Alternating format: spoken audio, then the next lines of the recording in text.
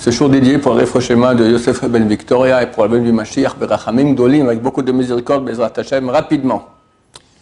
Alors on a deux parachiotes cette semaine, ce Shabbat, Matot Mas'eh, on finit le livre de Bamidbar et on commence la semaine prochaine Dvarim. Dvarim, c'est toujours le Shabbat avant le 9 Av qu'on lit Parashat Dvarim. Alors le début de la Parashat Matot, elle parle de l'interdit des Nedarim. Nedarim, ce sont donc faire des vœux, jurer. Et donc le premier verset de la Parashat disent Vaïdaber Moshe el Raché à Matot. Moshe a parlé aux responsables des différentes tribus, les Bnei Israël, aux enfants d'Israël, les morts, leur disant Zadavar Asher Tziva Hashem. Voici la chose que Dieu a ordonnée. On va étudier pourquoi il a dit voici. Deuxième verset, Ishkidor Neder, un homme qui fera un vœu. Mais c'est marqué deux fois le mot, Idor Neder. Vœu, il n'y a pas de verbe en français pour dire veuter, d'accord, je ne sais pas comment on dit, alors il fait un vœu. L'Hachem, à Hachem, Oishava Shua, où il va jurer un serment. Les sorissar pour s'interdire une chose interdite, al nafsho sur son âme. Il ne pourra pas profaner sa parole, tout ce qu'il aura dit, tout ce qui sortira de sa bouche, il le fera. La Cheikh HaKadosh pose la question, pourquoi c'est marqué en double? Il dort neder, il votera un vœu, comme on a dit. Ou Ishava Shua, il jura on dit serment, mais d'un jurement. Ok, c'est le même mot qui revient, Ishava Shua. Les sorissar, s'interdire une chose interdite. Disant une fois, il fera un vœu, il dort, Ishava, il sort, pas besoin de répéter les mots deux fois. Alors, il dit que c'est dans les cas où on jure pour une chose sur laquelle on a déjà juré. On fait un vœu pour une chose qu'on a déjà fait un vœu. Mais c'est très bizarre, parce qu'on sait très bien qu'un vœu sur un vœu ou un serment sur un serment, ça n'a aucune valeur. C'est pour ça que si quelqu'un maintenant jure, je jure de ne pas manger du porc, ce serment n'a aucune valeur. Pourquoi? Parce qu'il a déjà juré ça au Mont Sinaï. Il me l'a juré déjà deux fois. Il a juré au Mont Sinaï. Toutes les âmes juives étaient au Mont Sinaï et ont pris sur elles, ont juré, ont pris le vœu, ont fait le vœu de pratiquer la Torah. Et c'est écrit aussi dans le traité Nida, page 30, qu'avant de naître, on dit à l'homme, jure que tu seras tzaddik et pas rachat. Donc tu as juré déjà deux fois. Qu'est-ce que tu jures maintenant que tu vas manger du porc? Ça n'a aucune valeur. Non, la Gemara dans le traité Nedarim, elle dit que quelqu'un peut jurer ou faire un vœu pour une chose qu'il a déjà juré. Si c'est pour se renforcer, pour faire une mitzvah. D'où on apprend cela? Le roi David dit, son verset, j'ai juré et je réaliserai ce serment de garder tes lois. Pourquoi le roi David, il jure de garder les lois de la Torah? Alors comment ça se fait? S'il a déjà juré, pourquoi il rejure de nouveau? Le Stipler Zatzal explique très très joliment, quand il était jeune encore, il a écrit un livre, il explique là-bas, il dit comme ça, il dit qu'on ne se bat pas contre un homme normal, on se bat contre un ange, l'ange du mal, d'accord? La bataille, elle est dure. Le Chovot HaLevavot, il dit que c'est la grande bataille. Des commandos revenaient du combat, ils avaient gagné. Alors un rabbin leur a dit, vous revenez du petit combat, maintenant vous revenez pour le grand combat, contre le Yetzer Hara, vous vous battez contre un ange, c'est très très difficile. Le type doit se lever le matin pour aller à la prière, il fait froid, il est un peu malade, il vient le caresse, le Yetzer Hara, c'est pas pour toi, tu peux prier à la maison tranquillement, dors un peu, c'est bien pour ta santé. Quelqu'un, il est dans l'avion, il a oublié de demander un bon air pour la nourriture, c'est un truc un peu bancal. Bon, mais après, tu auras faim, tu ne pourras pas étudier comme il faut, tout ça, et on peut alléger dans les cas pareils. Ils sont même devant un péché. Il dit, oui, non, mais tu sais, il y a quand même des circonstances atténuantes, pas tout le monde, pas dans tous les cas. Il y en a il y a sûrement des rabbins qui peuvent autoriser dans ce cas-là. En deux mots, le Yetzer Hara, c'est un super. Il ne dit pas aux gens, fais un péché. D'accord? C'est un grand roublard. Alors dit le Stipler, du moment où la personne se dit, bon, il a raison. Donc, bien que j'ai juré au Mont Sinaï de ne pas manger un truc bancal, ou d'aller prier le matin, me lever, etc., d'accord? J'ai juré, mais je n'ai pas juré dans ce cas. Dans ce cas, le vœu ou le serment, il n'a pas lieu, vu que c'est maintenant, il y a des circonstances atténuantes qui font que, comme le dit tellement bien le Yetzer Hara. Dès lors, quand tu jures maintenant, alors oui, ça a un impact. C'est un impact parce que pour toi, il y avait des bonnes raisons d'autoriser maintenant ce péché ou de ne pas faire cette mitzvah-là. Et maintenant, quand tu jures, tu te l'interdis. Voilà. Donc, c'est dans les cas où on va, soi-disant, croire, Enfin, le Yetzer Hara nous dit qu'il y a ici une permission qui n'est pas une permission, mais nous croyons que c'est une permission. Donc dès lors, nous sommes, on n'a plus de valeur, donc on fait vite un serment ou un vœu. Voilà, je promets, je jure que je me lève, d'accord? Je jure que je ne mangerai pas cette chose-là. Comme ça te renforce à ne pas jurer. Il faut faire attention.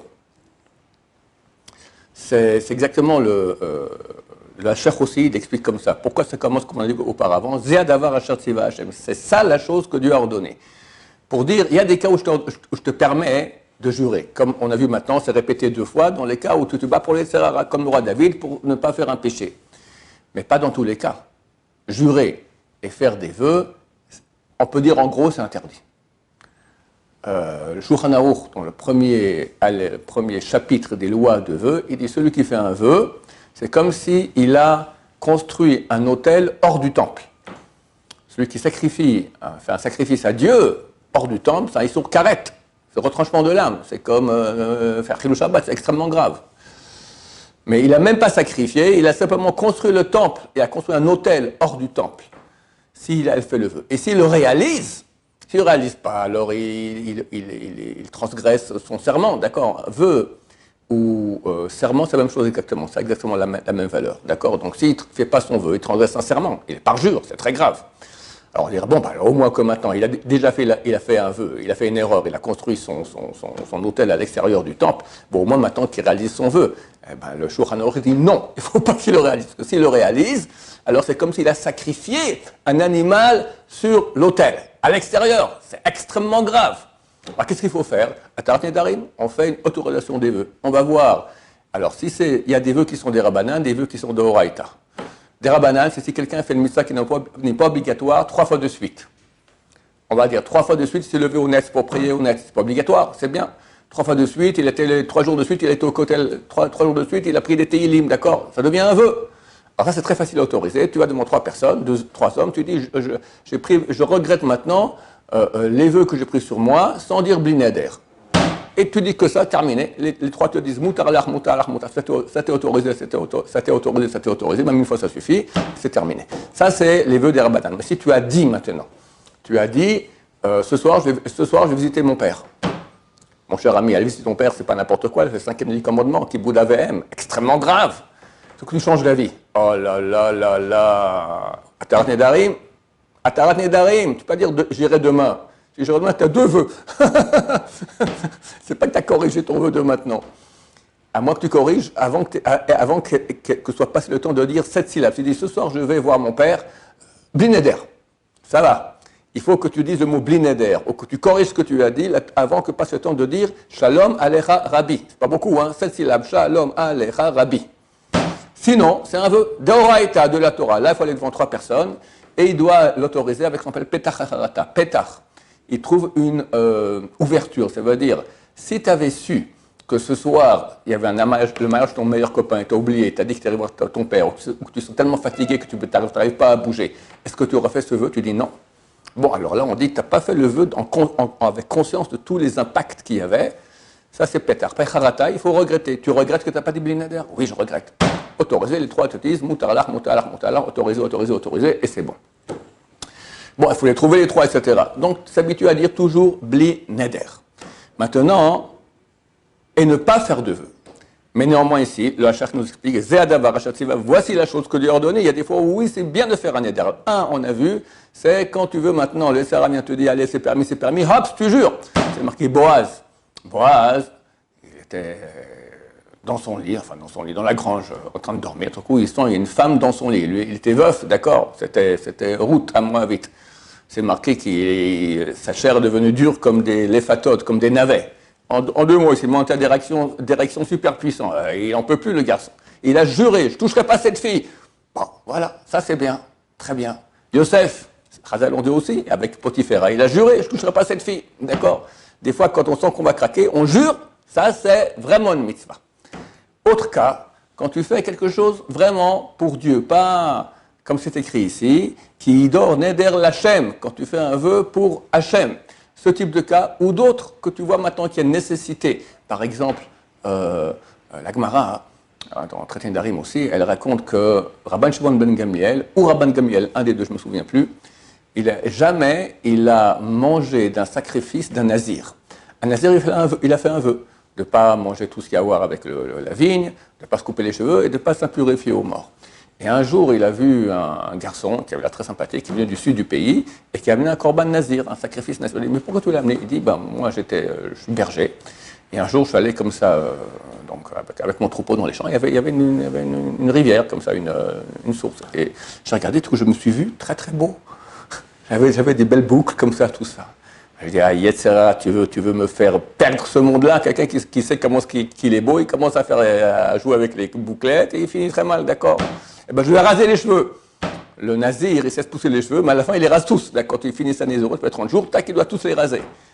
Rabbi Shimon Gamliel, qui est tellement content, il l'a embrassé, il a dit, je vais manger de ton korban. Voilà. Quand quelqu'un il fait un éder vraiment pour se sauver du Yetzera pour Dieu, dans ce cas-là, c'est permis. Déconseillé, déconseillé. Un temps, dans la halakha, il y a très souvent, lorsqu'il y avait un tribunal rabbinique, alors on demandait à quelqu'un de jurer. Aujourd'hui, on ne le fait plus. Ça fait au moins 1500 ans qu'on ne jure plus dans les tribunaux rabbiniques. Pourquoi? C'est tellement grave. Et la Gemara, là, c'est un autre traité, dans Shavuot, elle raconte que une fois quelqu'un il a amené une pièce de monnaie à une dame, il dit, tu peux me garder cette pièce de monnaie, c'est une pièce de monnaie d'or, d'accord? Et c'est bon, je la garde. Elle l'a cachée où? Elle l'a cachée dans un pot de farine. Puis, quelques mois plus tard, elle prend le pot de farine, elle commence à faire des pains comme ça, elle vend les pains. Quelques semaines plus tard, le type, il me faut ma pièce. Oh là là là là là là. Je fais serment que si j'ai profité de ta pièce de monnaie, que mon enfant meurt. Et le lendemain, l'enfant, il est mort. Qu'est-ce qui s'est passé? Elle n'a pas profité, parce qu'elle a vendu tous les pains, donc elle n'a pas la pièce d'or, quelqu'un d'autre ou l'a mangé, il s'est cassé une dent, ou bien il s'est acheté une villa avec, d'accord? Mais elle n'en a pas profité. Alors les sages israéliens disent oui, elle en a profité. Pourquoi? Parce qu'elle a économisé la largeur, le volume de la pièce d'or en farine. Elle a gagné un peu de farine. Rien! À cause de ça, son fils, il est mort. Tellement c'est grave de jurer. À ce propos, je dois absolument en parler. Il y a une maladie grave chez les Français de dire « je te jure ». Je vous jure, je te jure, je te jure, je te jure, je te jure, je te jure. C'est interdit. J'aurais parlé avec les rabbinim, même si c'est une façon de parler comme ça, non, jurer, c'est jurer. On ne jure pas, ça sort de notre lexique, il y a ce mot ne rentre pas. Tu veux, tu dis je te promets. Ça va, promesse, c'est une promesse, c'est pas jurer. Jurer, c'est extrêmement grave. Sur la Torah, sur machin, non mais complètement malade, faut arrêter avec ça. Et bien sûr, en français, ça marche, c'est pas qu'en hébreu seulement. Donc, c'est très grave, très dangereux. Bien Hachem, on ne va pas jurer, et si on jure, c'est uniquement pour Hachem, comme c'est écrit dans notre paracha, et pour gagner la grande bataille contre l'ange du mal, Bezrat Hashem. Baruch Adonai, l'olam, amen va amen.